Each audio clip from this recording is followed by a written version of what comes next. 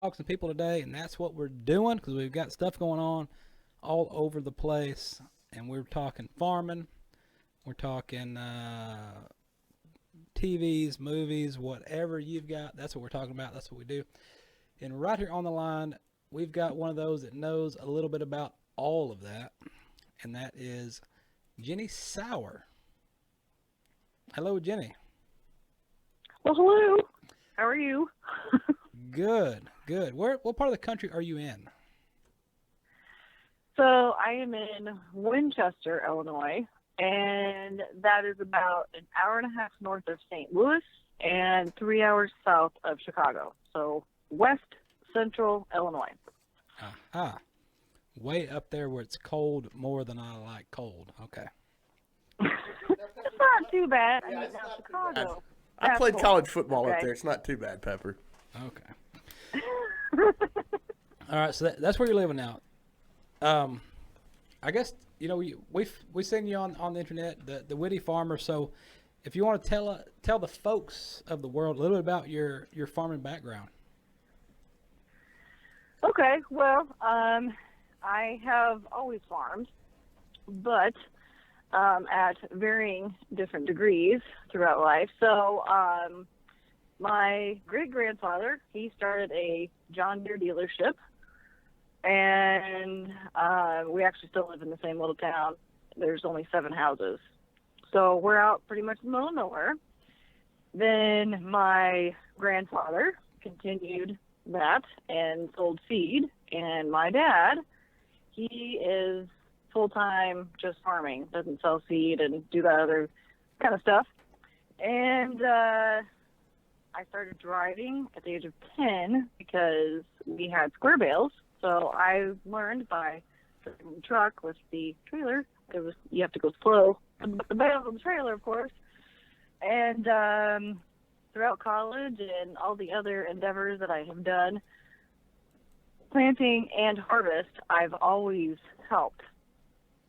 But the last 2 years, because I just moved back from Los Angeles about 2 years ago, I now have full-on responsibility. So I thought I knew the, kind of the basics of how farming works. And no, I really didn't. So it's been a very humbling experience, but it was the best decision I've ever made because it's just my dad and me. And we work really well together. We joke. We both have the same temperament. So we know how to deal when somebody gets mad. Oh, it's okay, because I know how they're going to react. Right. So, that's a huge plus. And, I know tools. Like, I know what a 10 millimeter, like what that size is when I look at something now. That's awesome. So, yeah, that's the quick version of my farming history. Now growing up like that, when you went out to you've done some acting, you've done some modeling, you were a fitness trainer for a while, TVs, movies, commercials, all that. When you tell people that you're a farmer, what kind of response do you get in that Hollywood world? It's a very complex, contorted facial expression, followed by, really? Well, you don't look like a farmer. Well, okay, well, sorry to burst your bubble, but yeah, that's what I am. So, yeah, that's usually what it is. It's disbelief. So, No. yeah, they have the stereotypical picture of somebody chewing straw and wearing plaid and overalls and a big hat. Yeah. So, yeah, they're pretty unaware. No, you did spend time in the movie world. What was it that kind of got you to go that route and to give that a shot and do some TV and acting and modeling and stuff like that? Well, it's kind of a shot in the dark. I have never acted before, ever. I was a biology major and I did science and all that kind of stuff, but I was never theatrical. And it wasn't until I was living in Chicago. I went to the University of Illinois in Chicago for a year. I went to a few different colleges. I like to travel. So, but I finished and graduated with honors in biology. And anyway, when I was in Chicago, that's when the modeling stuff kind of happened. And I just wanted to make a little extra money. And I did promotional modeling. So, did that. I mean, it was kind of fun, but I'm 5'8", and I am probably 90% German buildup. I am not meant to be skinny. But our family, like, we are generally actually very in shape. But, yeah, it was pretty hard to be scrawny, because that's not how I'm built. So I just kind of let that go. And so I did live in Dallas. I was a private Pilates fitness instructor there in Highland Park and Texas Club. Mm-hmm. And let's see, did spinning and all that stuff, and then went to Little Rock, did research, moved to Oklahoma City, was a fitness coordinator. While I was there, I thought, well, okay, I'm just going to try and see what happens because it's similar to the modeling world. What the hell? Went out there, and it worked. Yeah. So, I mean, I didn't go out there thinking, of course, everybody's like, you want to be the next big thing. Right. But I'm very realistic, and I like to take calculated risks. So I'm very business and creative, I guess. So I thought I was more business, and then I find, I am actually kind of creative, but I didn't realize that until I went out there. Well, speaking of creative, didn't you do some scientific publication? Yes. So when I was in Little Rock, Arkansas, I worked at the University of Arkansas there. It was a medical school. And I actually lived in the dorms next to the school and the hospital. And UAMS, I guess is what it was. And I worked in a lab of about, I think there were maybe 12 of us. And we studied the correlation between the immune system and the eye. So we gave rats uveal melanoma. And, I got to put them under a cake dish and, say, hey, thank you, but you're going to have to die now. So they were very good in getting us published.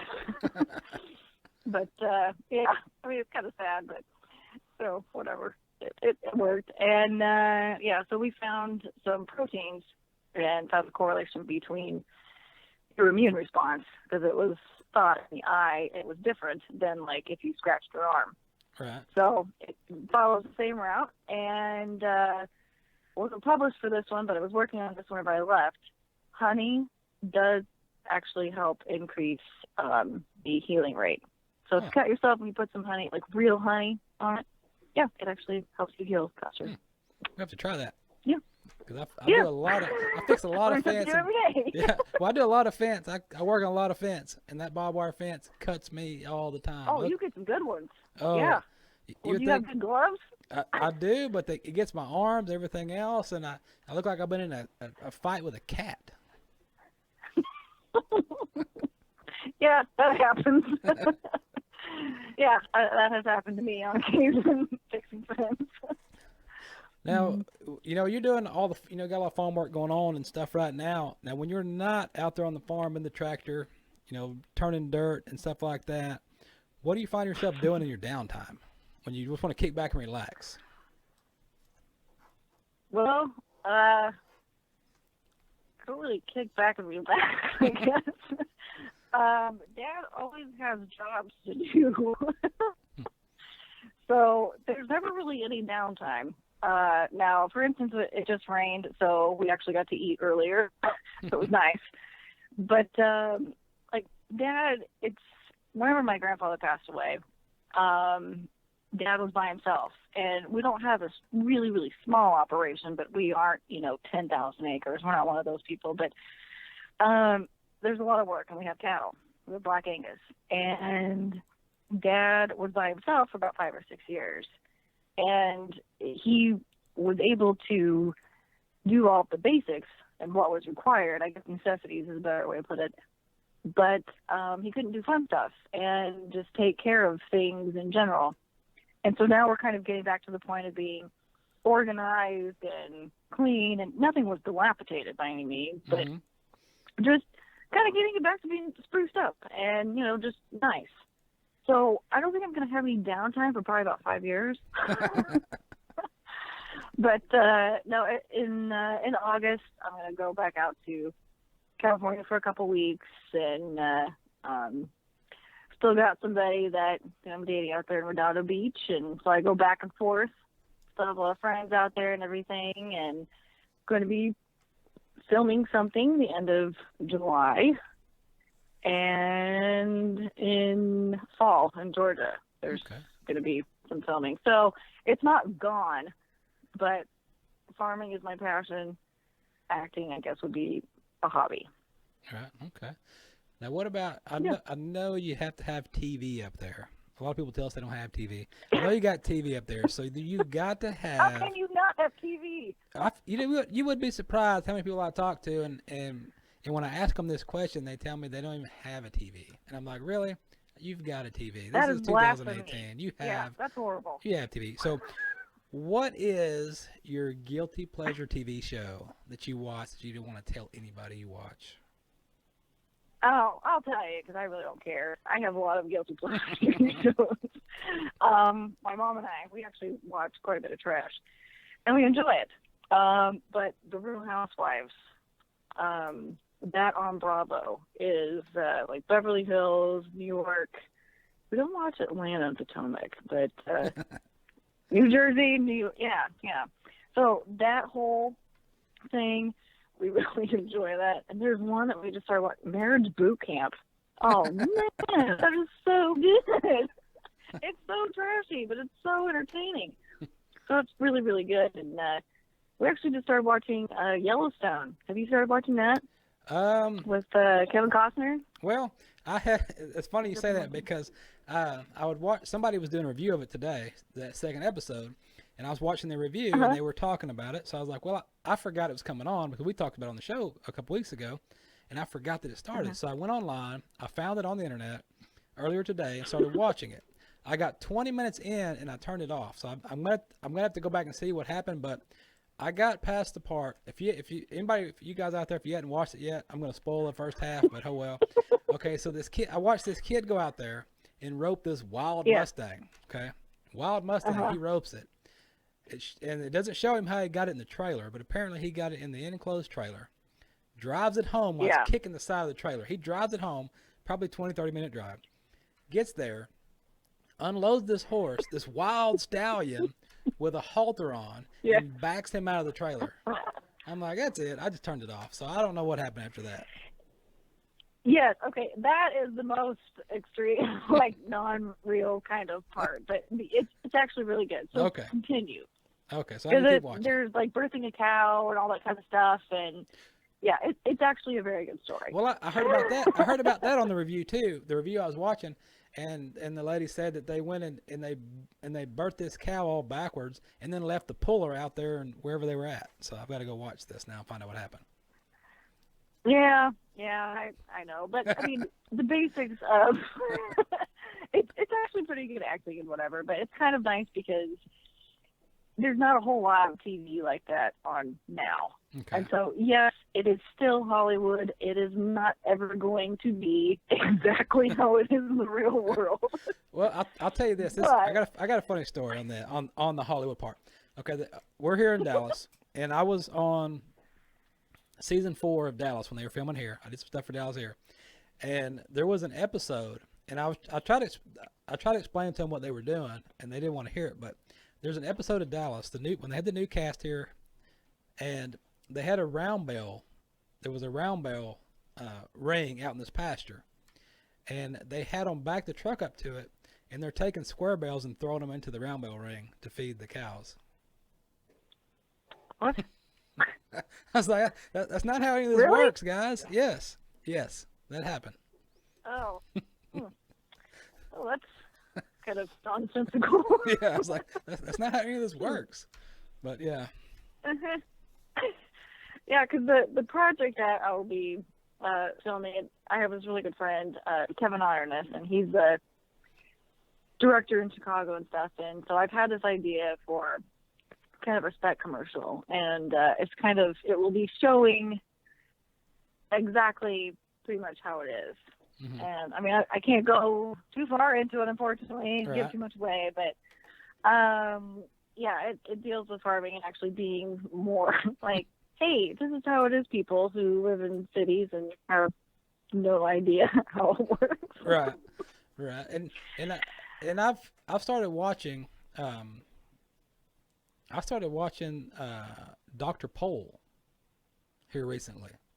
If you haven't watched that. Okay, I've just seen an episode, but yeah, I've started watching that, and that's pretty good because they're showing what's, they're a vet clinic, and they show, both sides of it.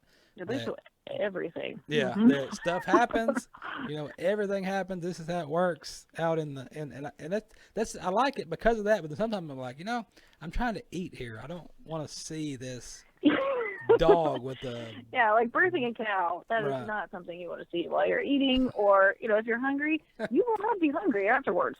yeah. Don't eat during Yeah. Dr. Pole unless you're on a diet. Then watch that while you're eating, and that'll work perfect.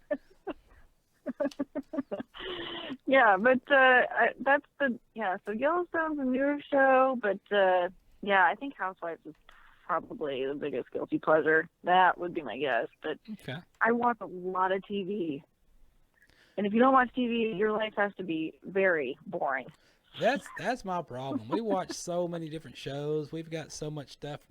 We had to upgrade our DVR system where we can record like 4 or 5 shows at one time because there's so much stuff Yes, we watch. do. You can't watch it all at the same time. So, No, and it's nice to breeze through the commercials. oh yes. If you got a slow day, whenever it rains, hey, yeah, you can sit there and catch up on some shows. Go watch some TV. Nice. Now what about this? We did some research actually today when we found all this information out. We had no idea what was going on until like a couple hours ago. But anyway, Snickering Out Loud, what is that all about? Oh, the book.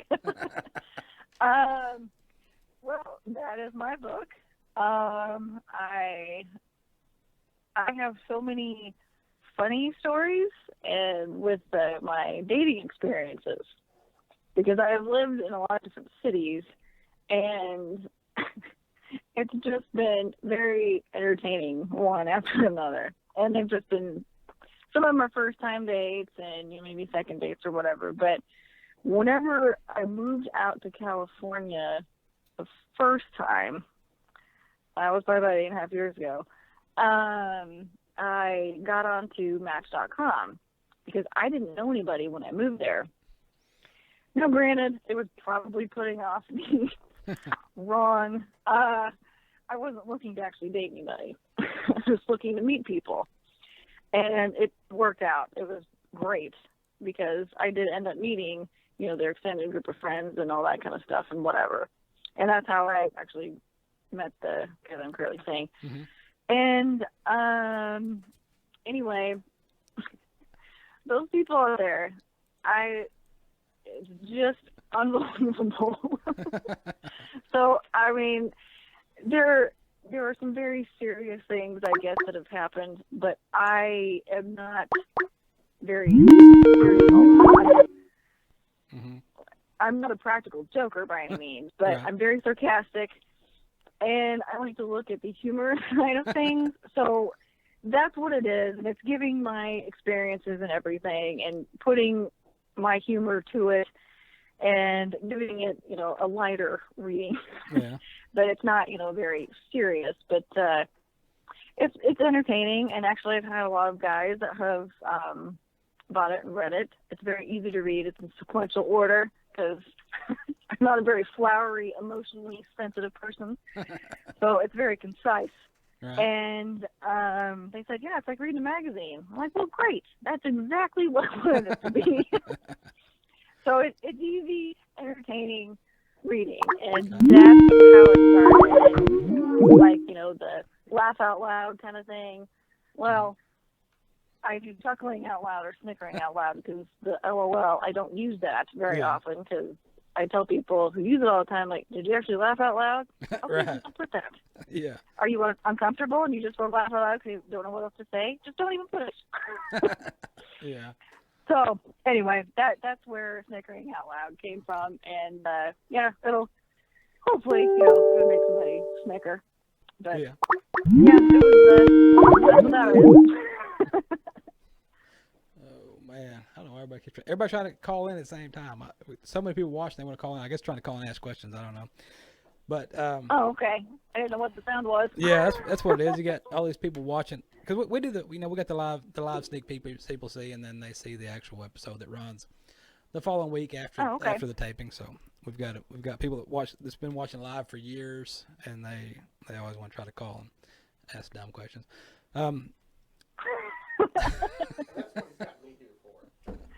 Yeah. So, well, I'll tell you what, Jenny. With that, we'll let you get back to it. I'm sure your dad's got some work for you to do before it gets dark.